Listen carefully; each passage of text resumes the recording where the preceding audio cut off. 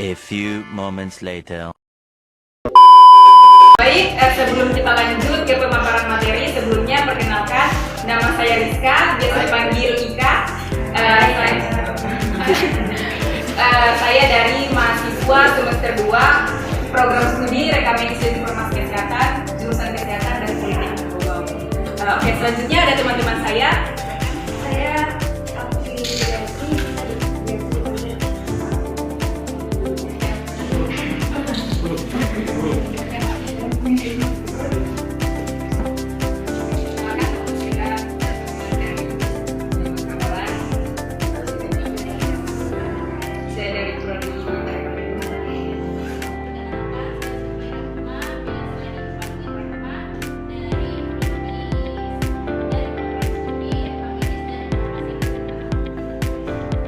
Bismillahirrahmanirrahim. Assalamualaikum warahmatullahi wabarakatuh. Waalaikumsalam warahmatullahi wabarakatuh. Oke, sebelumnya kami mengucapkan terima kasih yang sangat besar kepada Bapak Kepala Sekolah SMP Kota Tegal, walaupun beliau tidak diikutkan dalam kegiatan ini karena beliau telah mengizinkan kami untuk melakukan sosialisasi di sekolah ini. Terus kemudian kami mengucapkan juga kesediaan adik-adik yang ikut serta dalam sosialisasi kami. Baik, sosialisasi kami itu berjudul penyuluhan kesehatan tentang HIV/AIDS terhadap pengetahuan dan sikap pada siswa yaitu di satu Batu. Oke, sebelumnya di sini ada yang sudah tahu HIV itu apa, AIDS itu apa? Sudah pernah dengar ya? Pernah. Oke, jadi HIV itu adalah sebuah virus kepanjangannya yaitu human immunodeficiency virus. Jadi virus ini menyerang sistem kekebalan tubuh manusia dan menyerang manusia. Nah, AIDS itu sendiri apa? AIDS itu sendiri itu yaitu kumpulan penyakit atau gejala penyakit yang disebabkan oleh serangan virus ini. Baik, hingga kini belum ditemukan vaksin atau obat yang efektif untuk mencegah atau menyembuhkan infeksi HIV/AIDS. Pada tahun 2021, data yang diambil 1.300 kasus HIV/AIDS pada remaja. Bayangkan angka yang cukup besar untuk HIV/AIDS pada remaja. Itu mulai dari usia 15 sampai dengan 19 tahun.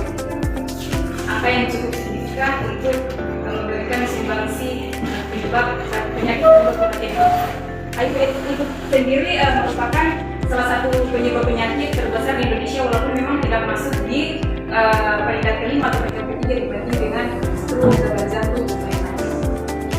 Baik, kemudian data dari Google Knowledge Graph dan bersumber dari Literat Kekeluargaan dan ODA. Di situ dikatakan bahwa setiap tahunnya ada 150.000 kasus mengenai HIV di Indonesia. Baik, materi selanjutnya. Jadi yang pertama itu penyebab HIV ya. HIV itu dapat ditularkan melalui kontak langsung dengan cairan lupus seperti darah, cairan seksual dan air ibu. Yang kedua, cara penularan HIV. Yang pertama itu penularan itu melalui menular melalui hubungan seksual tanpa pelindung dengan orang yang terlindung. Yang kedua itu melalui dengan jalur suntik atau alat tajam yang terkontaminasi dapat menularkan virus HIV. Dan yang ketiga itu dari ibu ke anak. HIV ini dapat ditularkan dari ibu yang terinfeksi ke bayi selama kehamilan, persalinan atau ibu yang menyusui. Dan selanjutnya Infeksi awal atau infeksi primer itu biasanya gejalanya itu seperti demam biasa saja.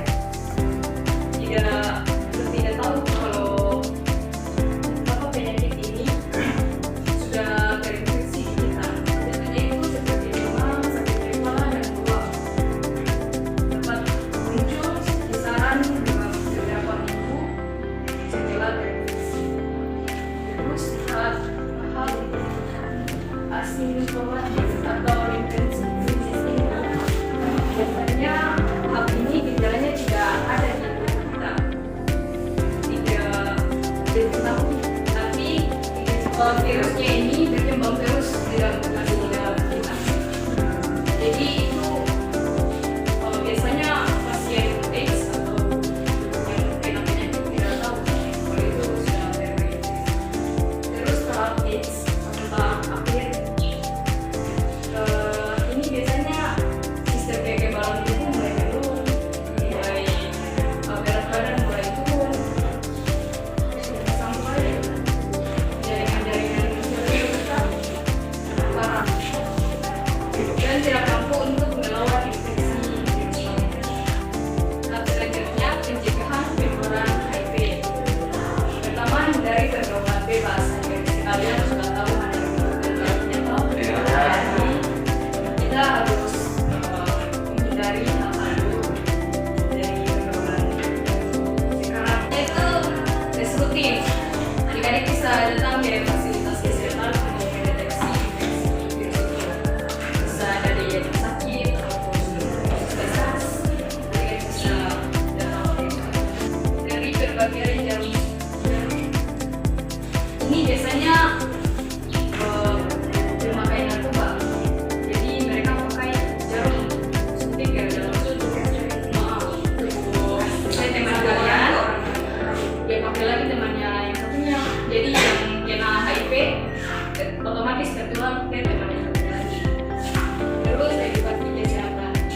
Jadi kita mengadakan edukasi untuk adik-adik sekalian agar mencegah dari penyebaran virus. Bisa mendeteksi, bisa menjauhi dari Edukasi kayak kita.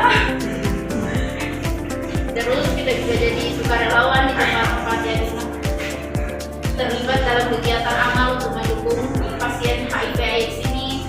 Kita bisa juga bangun komunitas yang melindungi dan peduli mendukung orang-orang yang terkena HIV/AIDS ini. Biasanya kan kalau sudah kena begini dijauhin gitu sama orang-orang, jadi kayak ditambah puskes. dia gitu. Jadi kita harus dukung mereka dong supaya tidak mereka bisa penyembuhannya dengan Terjadi kesimpulannya dan harapan untuk generasi berikut. Diharapkan dengan pemahaman yang mendalam tentang HIV/AIDS ini, generasi muda dapat menjadi agen perubahan yang tangguh dalam memerangi pandemi ini. Bersama-sama kita dapat menciptakan dunia yang lebih adil, inklusif, dan bebas dari stigma HIV/AIDS. Saya kembalikan ke mengapa edukasi mengenai berbagai macam penyakit terutama HIV ini sangat penting. Ada penelitian yang diteliti oleh seorang ahli yaitu Arimi pada tahun 2015. Dia mengatakan bahwa edukasi yang tepat, informasi yang baik mengenai HIV/AIDS itu bisa menghindarkan penyakit HIV/AIDS itu tersendiri pada siswa. Jadi ketika siswa mendapatkan informasi yang baik, pengetahuan yang cukup mengenai HIV/AIDS, maka dia bisa membentengi dirinya sendiri, bisa membatasi dirinya sendiri terhadap pergaulan-pergaulan yang bisa menyebabkan HIV/AIDS. Oke, selanjutnya kita buka diskusi tanya jawab mengenai seputaran materi yang telah dipaparkan. Iya, dari adik ini. Bisa disebutkan siapa namanya? Perkenalkan, nama saya Naila Syakira.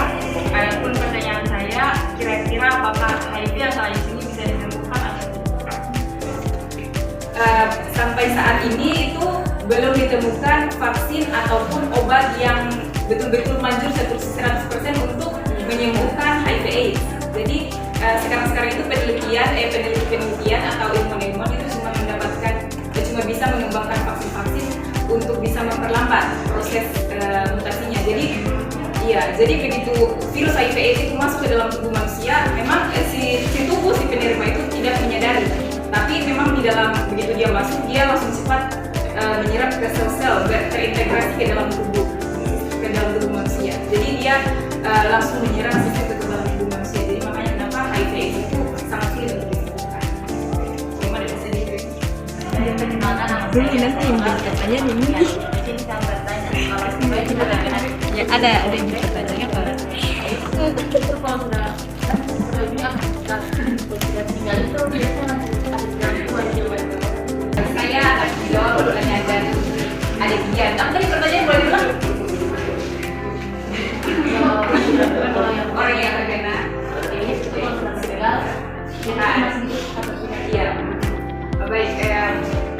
penularan virus HIV sendiri itu ditularkan melalui orang ke orang. Jadi kalau misalnya kita berinteraksi sama orang yang terkena HIV, kalau misalnya kita cuma berbicara gini, itu kecil kemungkinannya untuk tertular. Jadi dia tidak tertular melalui udara, tapi dia memang tertular kayak seperti kontak fisik, seperti misalnya seks bebas. Makanya jangan pernah dengan seks bebas. Gitu. Terus seperti yang dijelaskan tadi, penggunaan yang suntik, terus penggunaan narkoba. Jadi melalui itu langsung secara kontak fisik. Nah, ketika orang yang sudah meninggal,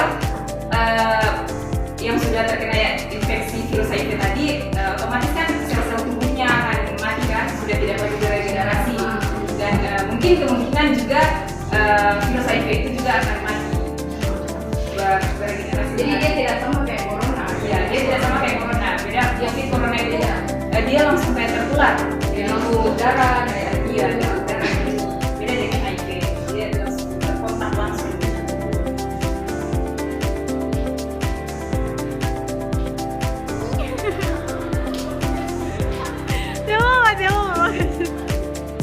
Oke, masih ada lagi bertanya?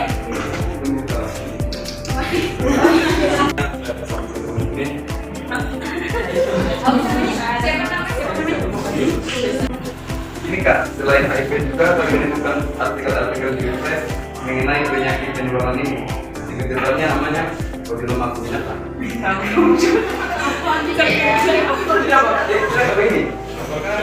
Dan Papilloma acuminata ini Kak, dia penyebabnya karena melakukan hubungan seksual secara bergantian. Apakah Papilloma yang tadi pada sama dengan HIV? Penyakit apa jadinya? Kondiloma. Penyakit itu sudah menyebar luas. Penyakit juga ini dia seperti menular juga dia. Jadi pertanyaannya apakah penyakit ini memiliki kesamaan dengan Kondiloma acuminata ini? Kesamaan dengan Kondiloma itu tadi itu dia ada kutilnya begitu, sedangkan HIV itu tidak. Terus kalau kondiloma itu tidak bisa lewat darah begitu. ini enggak karena tadi saat baru saja mendengar. Ini kan mengenai jaringan penularan. Ini kan dia penularan juga karena melakukan hubungan intim secara bergantian. Dan awalnya penyakit ini dari jadi begini, apa tadi penyakit kardiloma? Kardiloma itu, nah itu dia berbeda memang secara fisik itu dengan HIV. Jadi HIV itu cuma virus yang masuk ke dalam tubuh manusia sehingga menyebabkan penyakit AIDS. Nah, sedangkan penyakit itu tersebut dia nampak secara fisik, yaitu butir-butir tersebut di daerah kelamin. Jadi dia namanya penyakit kelamin. Jadi dia mungkin ada sama penularannya melalui seks bebas.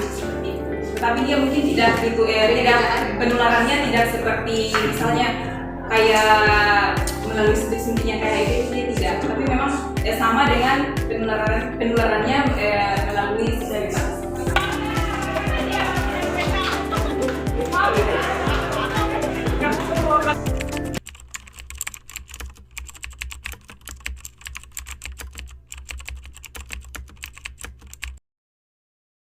Sudah?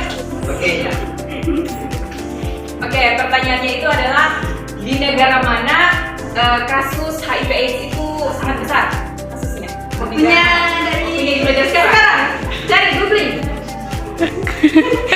Ayo. Googling, bisa googling. Mana? Afrika. Gimana? Oke, di mana? Afrika. Di Afrika. Iya.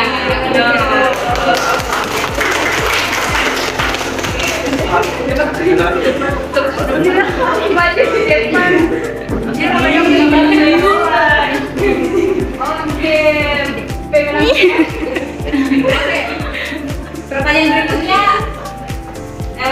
HP-nya ditutup dulu ya karena tadi seputar materi. Oke. Ada yang masih ingat di tahun 2021 berapa kasus HIV/AIDS di remaja di kalangan remaja? Masih ingat? Angkat kalau dari bulan berarti.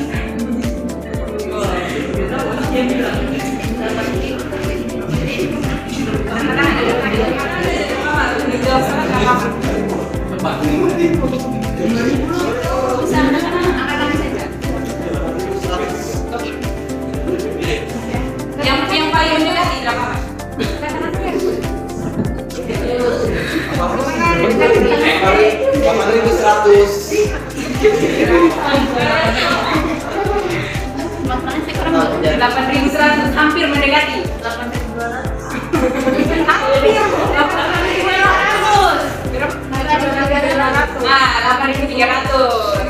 Jadi di tahun 2021 itu ada 8.300 kasus itu HIV kalangan remaja. Jadi jangan coba-coba. Oke. Ya.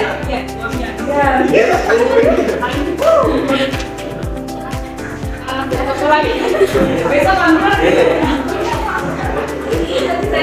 Oke, itulah tadi pemaparan materi dari kami.